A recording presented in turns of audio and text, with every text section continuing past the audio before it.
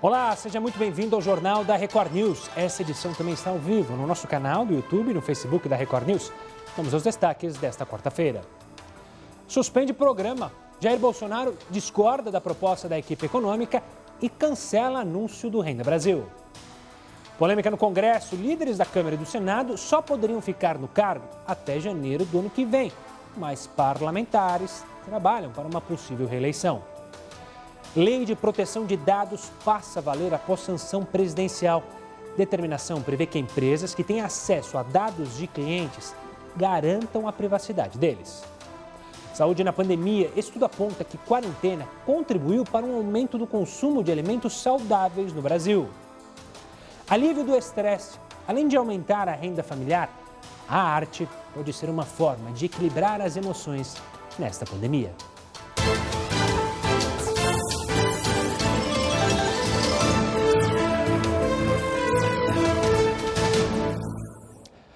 As mulheres podem ter uma resposta imune mais eficaz contra o coronavírus do que os homens. É o que sugere um estudo da Universidade Americana de Yale. O levantamento foi publicado na revista científica Nature nesta quarta-feira.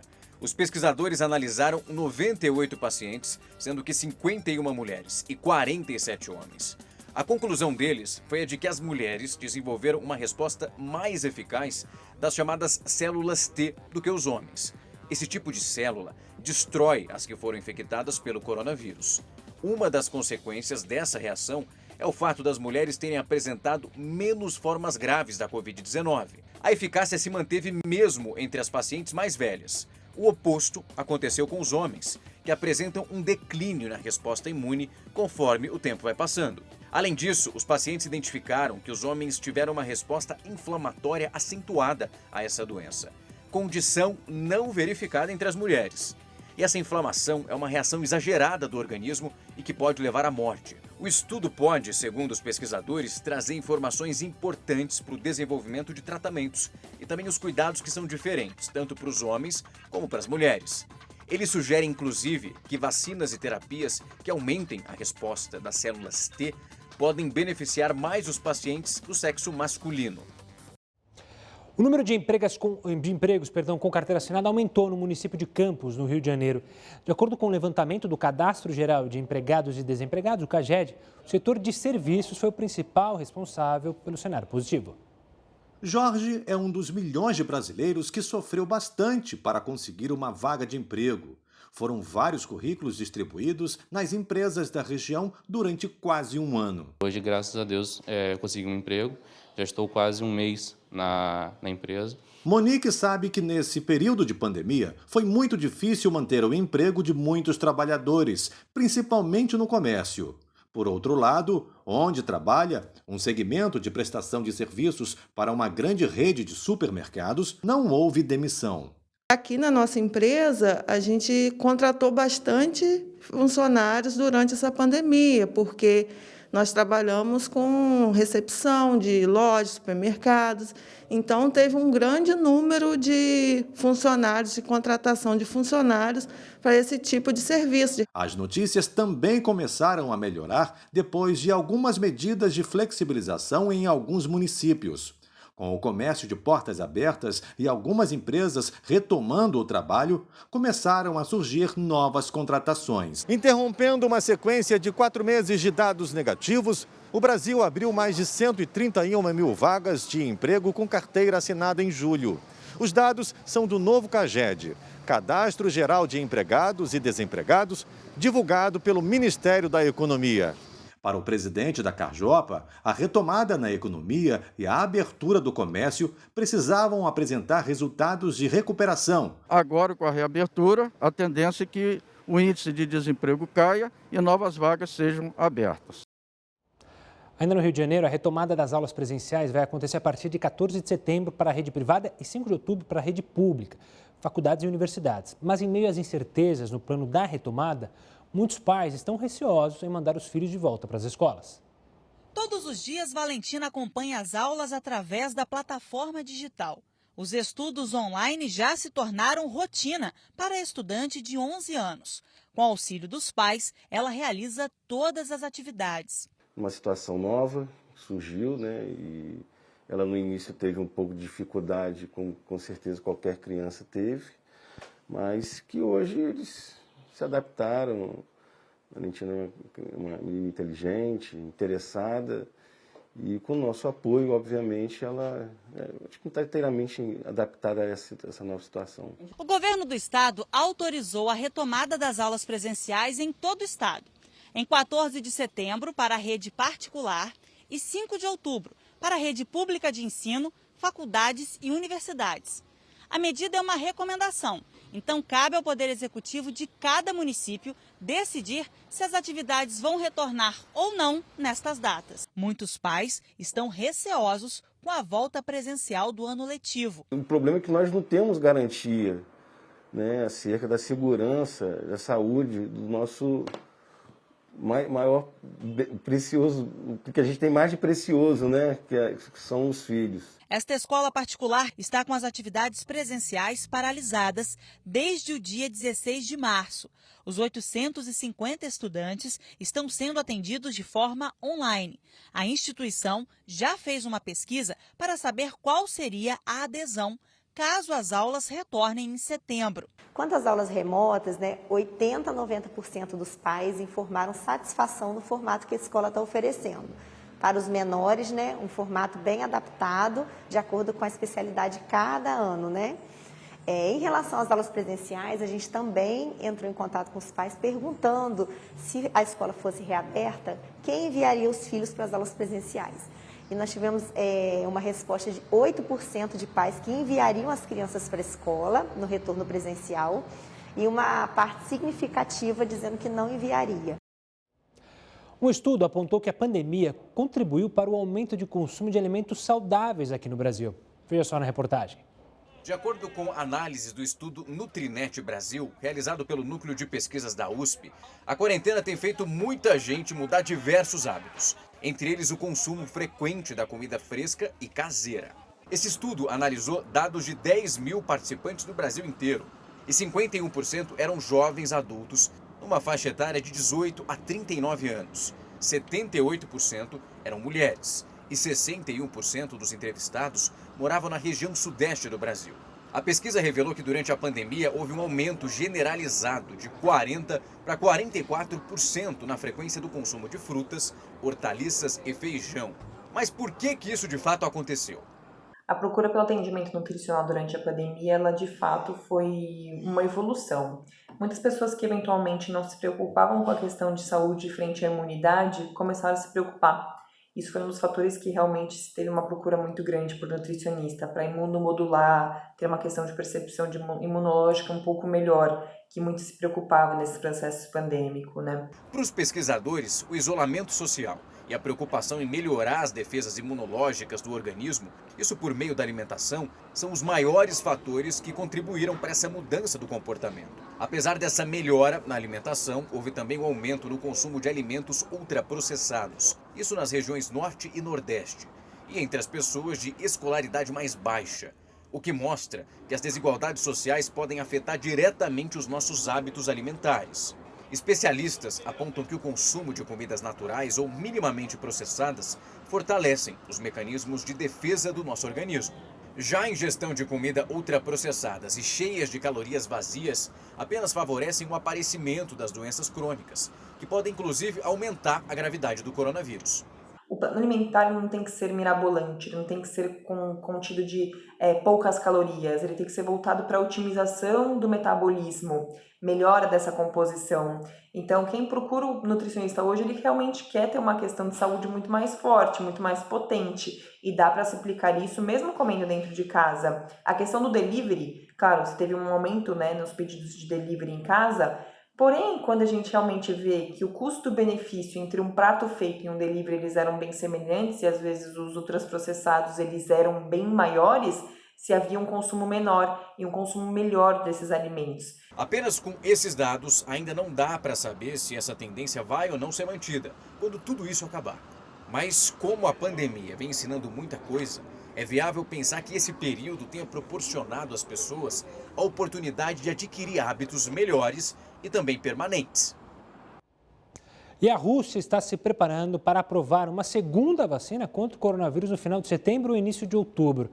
A vice-primeira-ministra, Tatiana Golikova, disse em uma reunião do governo que os testes clínicos de estágio inicial da imunização, desenvolvidos por um instituto da Sibéria, devem ser finalizados até o final do mês que vem. No início deste mês, a Rússia se tornou o primeiro país a conceder uma aprovação regulatória a uma vacina contra a Covid-19 com menos de 2 meses de testes em humanos. O Supremo Tribunal Federal apontou parcialidade do ex-juiz Sérgio Moro no julgamento do doleiro Paulo Roberto Krug, no caso Banestado, e anulou a sentença. O Heroto Barbeiro vai explicar qual caso é esse, né, Heroto? Antes de mais nada, olá. Olá. Olha, o nome Banestado surgiu aí muito, falou. Eu perguntei para a pessoa, o que quer dizer Banestado? Por que Banestado? Muita gente não sabe, então eu fui dar uma pesquisada aqui, é o seguinte. O nome do escândalo chama Banestado porque envolveu o Banco do Estado do Paraná. Esse Banco do Estado do Paraná tinha uma filial em Nova Iguaçu e ali, através, então, dessa filial, ele mandou alguns bilhões de dólares. Vou repetir. Mandou alguns bilhões de dólares para Nova York e de Nova York era colocado em paraísos fiscais. Tem uma ideia do que é esse Banestado? Ele foi alvo de uma série que apareceu na Netflix com o nome de O Mecanismo. E a investigação em cima desse pessoal que está aparecendo aí, da qual inclusive participou o ex-ministro Sérgio Moro, ela dura mais de 25 anos e agora está sendo ainda decidida nos tribunais. O que é interessante é o seguinte, que o doleiro citado por você, que foi, vamos dizer assim, livrado pelo Supremo Tribunal Federal, ele foi condenado em primeira instância, foi condenado em segunda instância, foi condenado em terceira instância e agora, então, a quarta instância, porque o Supremo disse que não é nada disso. O juiz Sérgio Moro foi parcial e, por esse motivo, ele não pode ser condenado. Isso é uma coisa realmente interessante, chamar a atenção da população de uma maneira geral para isso, porque pelo seguinte, teve até CPI do Banestado, que botou o nome de 91 pessoas, e os deputados participantes da CPI também foram acusados de corrupção, de tirar o nome de fulano e de ciclano para que elas não aparecessem na CPI. Olha, para concluir, o Banestado, Banco do Estado do Paraná, foi então o veículo, foi o transportador do segundo maior escândalo do nosso país. O segundo maior. Porque o primeiro, Gustavo, ninguém tira, é o Petrolão. É isso aí. E se não me engano, Heroto, a questão da CPI foi aí que começaram a falar que CPI não dava em nada. Foi por causa do Banestado, né? Porque teve a CPI e acabou não dando em nada. E agora, mais esse caso aí envolvendo o ex-juiz Sérgio Moro, se não me engano, né? Porque a CPI tem essa história, nunca dá em nada, eles mandam a CPI, não faz nada, acontece nada, né? Pois é, geralmente elas terminam em pizza, né? É. Ninguém faz todo um espalhafatoso, vai ter CPI, não vai ter CPI, não acontece nunca nada. O Heroto volta aqui conosco ainda nessa edição para falar outros assuntos. Por falar em questão política, né, a Câmara dos Deputados aprovou nesta noite o projeto de lei que cria o Tribunal Regional Federal da 6ª Região, com sede em Belo Horizonte. O texto agora segue para o Senado. Atualmente, o Brasil possui 5 tribunais regionais federais responsáveis pela análise dos processos judiciais em segunda instância. O Superior Tribunal de Justiça, autor do projeto, e os parlamentares a favor da matéria afirmam que não vai haver aumento de despesas. Mas o presidente da Câmara, Rodrigo Maia, discorda e aponta, assim, aumento de gastos. Passando para o Senado alterou o texto votado ontem pela Câmara e decidiu que o início da vigência da Lei Geral de Proteção de Dados não será adiado. A repórter Lívia Veiga tem mais detalhes. Uma boa noite, Lívia. Boa noite, Gustavo. A Lei Geral de Proteção de Dados passa a valer assim que for sancionada pelo presidente, um prazo que pode ocorrer em até 15 dias úteis. A lei, aprovada em 2018, previa que as regras entrassem em vigor no dia 14 de agosto deste ano, mas foi apresentada uma medida provisória pedindo que o prazo fosse adiado para 2021, porque com a pandemia as empresas não conseguiram se adequar. Ontem, a Câmara decidiu que a lei entraria em vigor no último dia deste ano.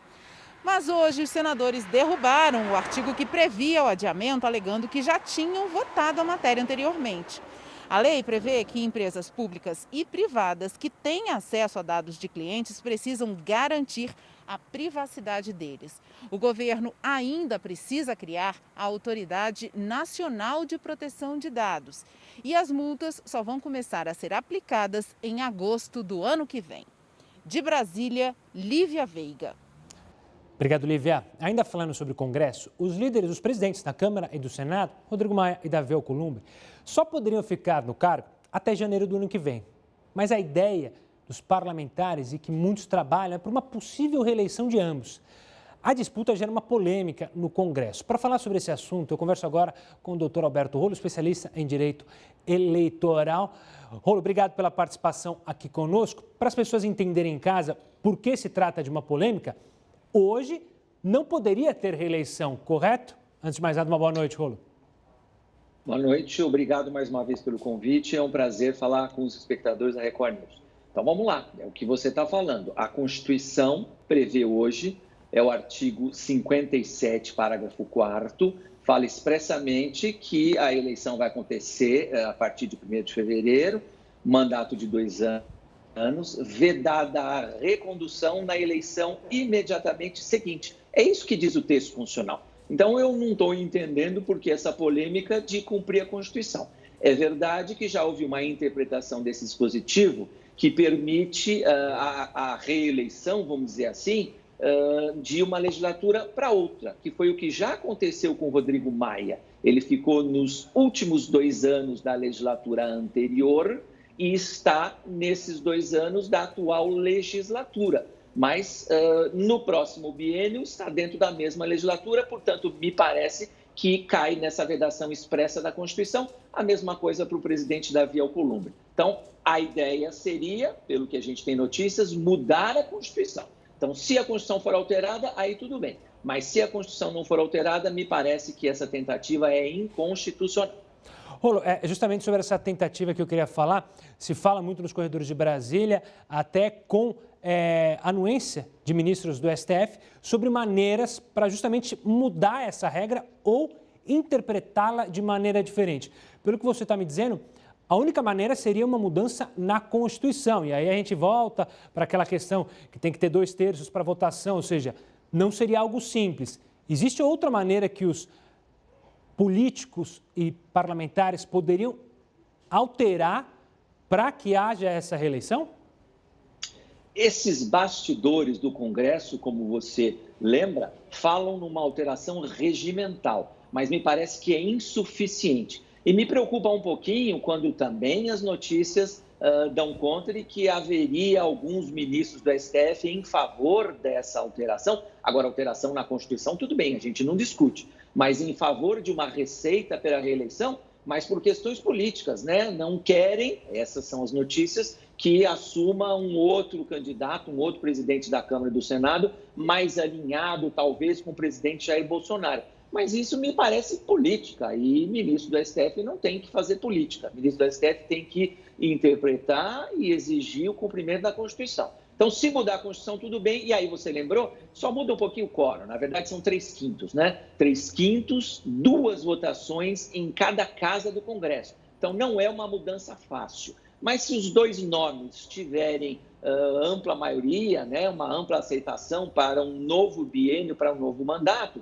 então tenho certeza que eles não colocariam essa PEC em votação se não tivessem certeza que ela seria aprovada. Mas sem mudança da Constituição, eu acho muito complicado. Eu acho difícil o STF dizer que uma mudança regimental, que é muito mais fácil de ser feita, poderia alterar o que diz o texto constitucional. Vamos lembrar, artigo 57, parágrafo 4º, vedada a recondução para o mesmo cargo na eleição imediatamente subsequente. Não me parece que exista uma outra maneira de interpretar esse texto, além daquela interpretação que já foi feita, que é mudança de legislatura. E a legislatura é de 4 em 4 anos. Ainda que o mandato dos senadores seja de 8 anos, que é o caso do presidente Davi Alcolumbre, mesmo assim nós estamos ainda no meio desta legislatura. Então, nem essa justificativa tem. Uma próxima legislatura pode. Mas, no caso do Davi Alcolumbre, nem essa interpretação me parece possível nesse momento, sem mudar a Constituição.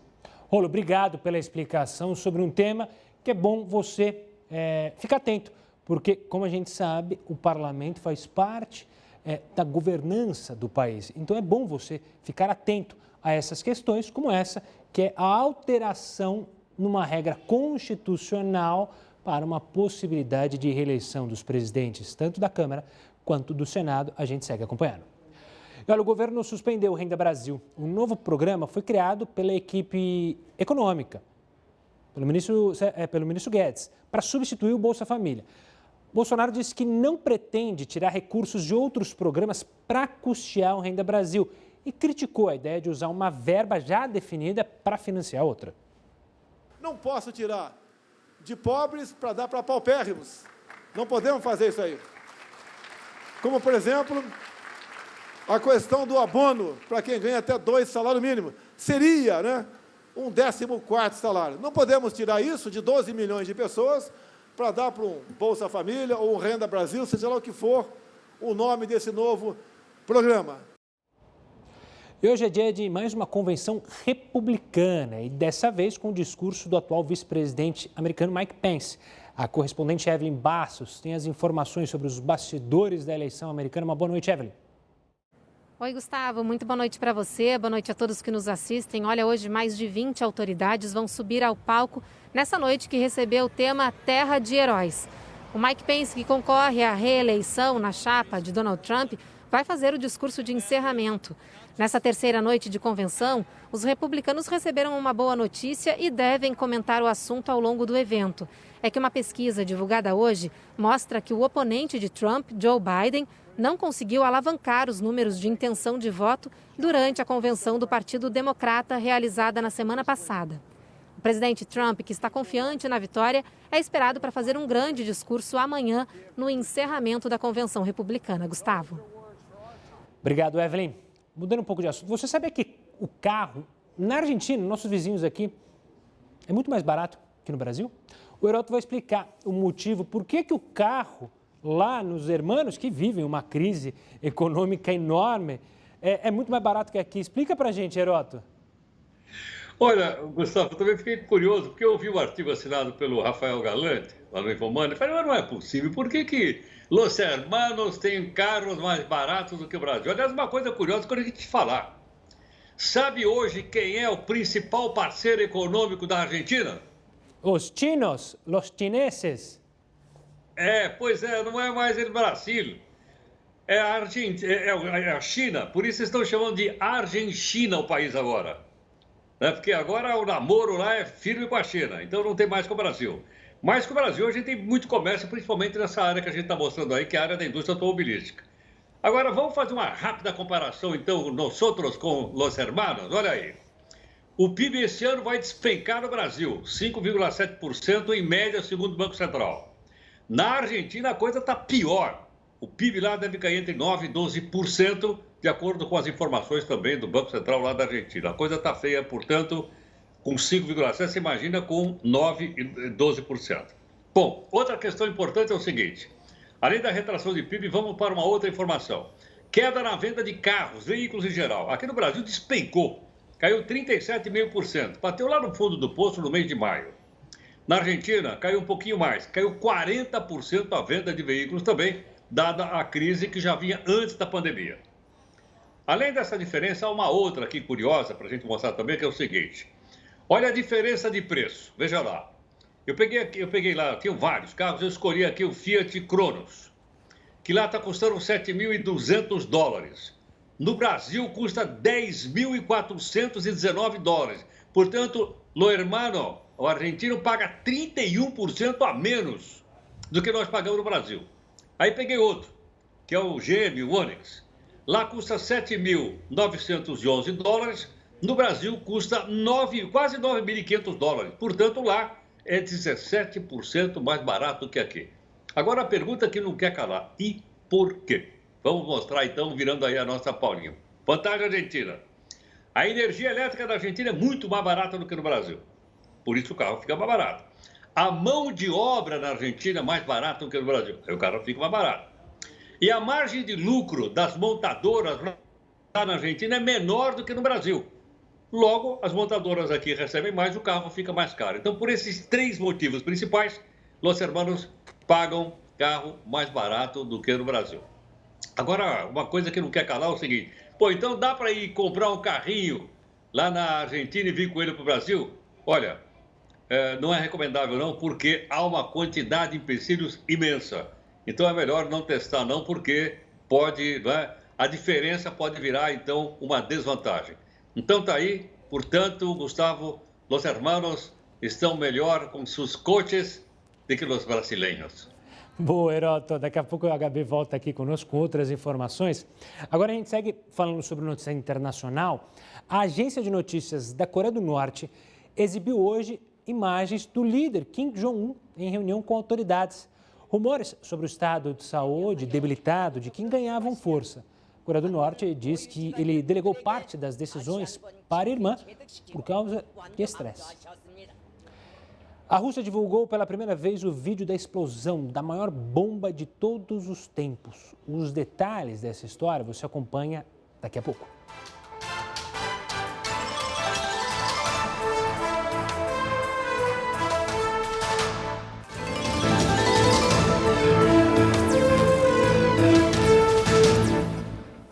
Estamos de volta para falar sobre algo que tem chamado a atenção nos últimos dias, que são os casos de reinfecção por coronavírus. Eles têm sido relatados em vários países, né? Será que essa novidade pode atrapalhar ou pode mudar o desenvolvimento da vacina contra o vírus? O médico Renato Kfouri, diretor da Sociedade Brasileira de Imunizações, vai analisar essa situação. Doutor, obrigado pela participação aqui conosco no Jornal da Record News. Então, eu começo lhe perguntando: o que essa possibilidade das reinfecções altera na produção da vacina? Altera de alguma maneira? E antes de mais nada, uma boa noite. Boa noite, Gustavo. Prazer falar com você, os ouvintes da Record News e os telespectadores. Esse é um fenômeno que a gente vem observando agora, né, com a Covid-19, aprendendo mais uma vez com ela o que é possível essas infecções acontecer, e talvez uma das maiores lacunas que a gente tem ainda no conhecimento é em relação à resposta imune. Quão duradoura é a proteção desencadeada por uma infecção natural? E mais, se uma infecção natural pouco sintomática, aquelas que às vezes nem geram anticorpo, ela durará a proteção tanto quanto aquele que tem uma doença mais grave. O que a gente sabe é que até o momento, né, com passados 6 meses da pandemia, com milhões de casos que nós temos em todo o mundo, são raríssimos os casos de reinfecções confirmadas. Então, nós temos aí talvez algumas dúzias de casos de reinfecções no mundo confirmados, o que perto de um cenário de milhões é muito pouco. Então, é preciso observar, porque enquanto a gente convive, quando a gente tem uma infecção e acaba convivendo novamente com esses vírus, nos expondo mais uma vez, ele acaba funcionando até como um reforço, né, para essa imunidade que a gente desencadeou por essa infecção. Com o passar do tempo, quem teve infecção e não se reexpõe novamente, pode perder mais rapidamente essa imunidade. E com a vacina não é diferente, que foi a sua pergunta, né? Será que a vacina vai induzir uma memória, uma proteção de longa duração, ou nós vamos precisar também revacinar com o passar do tempo? Isso ainda são perguntas, infelizmente, que a gente não... Vamos ter que esperar o desenvolvimento dessas vacinas para saber como é que elas se comportarão. Doutor, muita gente está preocupada, né? Entrou em pânico, até, nossa, pode se reinfectar, meu Deus, o que fazer? Mas eu queria entender e perceber se essa analogia que eu estou fazendo faz sentido. A gente tem a vacinação da gripe anualmente, ou seja, todo ano e por diferentes cepas que vocês especialistas falam, né? Ou seja, não é algo fora do comum a gente ter uma vacinação, no caso, para vírus, todo ano, ou seja, poderia acontecer isso também com o SARS-CoV-2? Olha, esse não parece ser o cenário mais provável, né? Em relação ao vírus influenza, o vírus causador da gripe, ele é um vírus que muda muito, ele é um vírus mutante. Então, apesar de ele continuar sendo o vírus da gripe, no ano seguinte ele circula de maneira diferente, capaz de enganar o nosso sistema imune e causar infecções novamente. Por isso que a vacinação precisa ser anual, ajustada àquela cepa de vírus de gripe que vai circular naquele ano. As mutações que a gente vem observando no coronavírus não são mutações tão grandes quanto o vírus da gripe, não. São mutações mais leves. O que parece ser mais provável é que, com o passar do tempo, essas reinfecções vão acontecer. Mas, provavelmente, essas reinfecções são doenças mais leves. Existem outros vírus, o vírus, por exemplo, o sincicial respiratório, que uma vez que a gente se infecta, a gente desenvolve doenças, não desenvolve imunidade para o resto da vida. Vamos nos reinfectando durante toda a vida. E a segunda, a terceira, a quarta, normalmente tendem a ser infecções mais leves. Então, o que preocupa normalmente é essa primo-infecção. Essa nós vamos precisar esperar com a Covid-19. Se ele vai ser um vírus capaz de trazer grandes mudanças que a gente precise revacinar, ou vamos perder a imunidade, e ele vai continuar sendo grave nas suas reinfecções, ou se vai ser um vírus cuja primeira infecção é a que vai desempenhar um papel maior na gravidade, e as segundas vão ser infecções mais brandas, que nem necessitaremos de vacina. Então, isso nós vamos precisar observar. Mas o raciocínio faz sentido com o vírus influenza, que muda toda hora. Os nossos estudos genéticos até o momento mostram uma certa estabilidade do coronavírus. Ele não muta de uma maneira muito importante, pelo menos nesse período, a ponto de nós precisarmos fazer vacinas diferentes como a gente faz para a vacina da gripe. Doutor Renato, obrigado pela participação, pela explicação simples para as pessoas entenderem. Claro, a informação é o melhor remédio possível para a gente lidar com essa doença e aprender junto com os cientistas e com os médicos. Vamos falar da Rússia, porque o país europeu divulgou pela primeira vez o vídeo da explosão da maior bomba de todos os tempos. Pois é, a bomba Tsar foi detonada em 1961 em um arquipélago no Círculo Ártico. Aí você já está vendo as imagens. Nesta época, a União Soviética e os Estados Unidos estavam numa corrida armamentista e faziam testes de bombas cada vez mais poderosas. Essa arma liberou uma energia equivalente a 57 milhões de toneladas de TNT. O poder destrutivo dela era mais de 700 vezes maior que a bomba que destruiu a cidade de Hiroshima, no Japão, no fim da Segunda Guerra Mundial. E a Caixa Econômica Federal e a Confederação Brasileira da Indústria fizeram um acordo para facilitar o acesso ao crédito para micro e pequenas indústrias. Os detalhes sobre esse assunto você vê ainda hoje aqui no Jornal da Record News.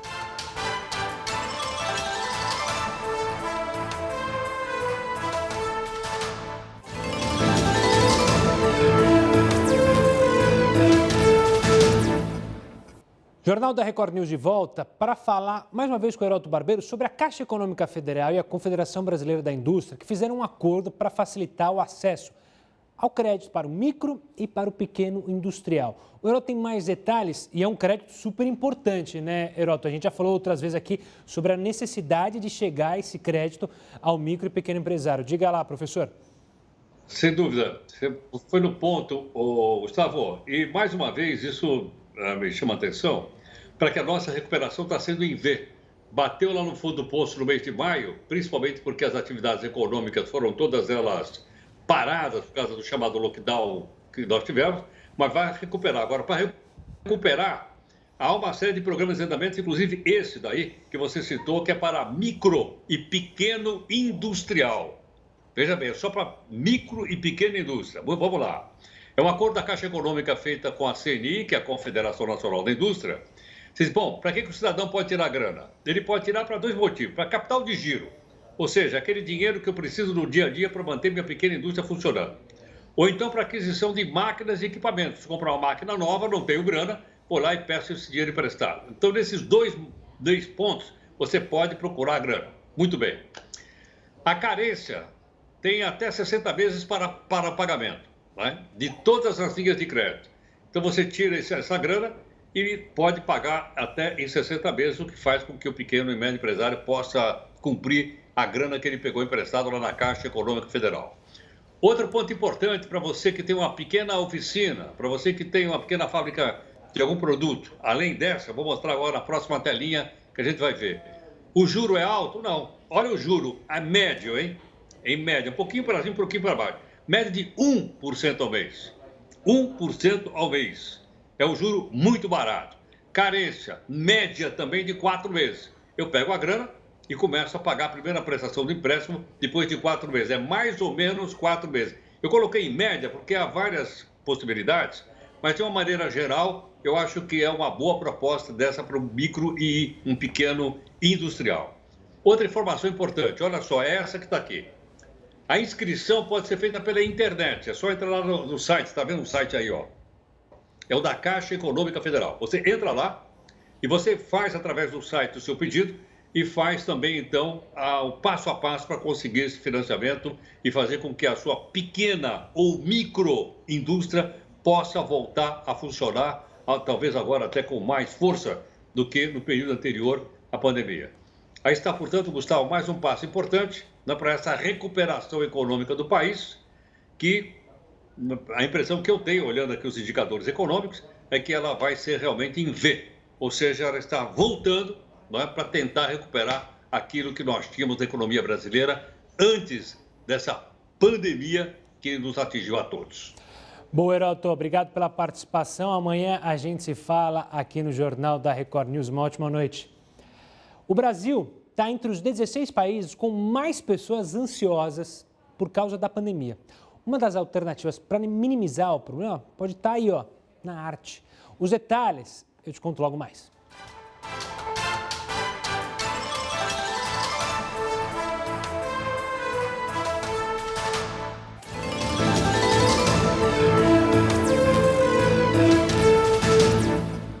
Olha só, o Brasil está entre os 16 países com mais pessoas ansiosas por causa da pandemia. Uma das alternativas para minimizar o problema pode estar no alcance de qualquer um. Além de aumentar a renda familiar, a arte pode ser uma forma de equilibrar as emoções.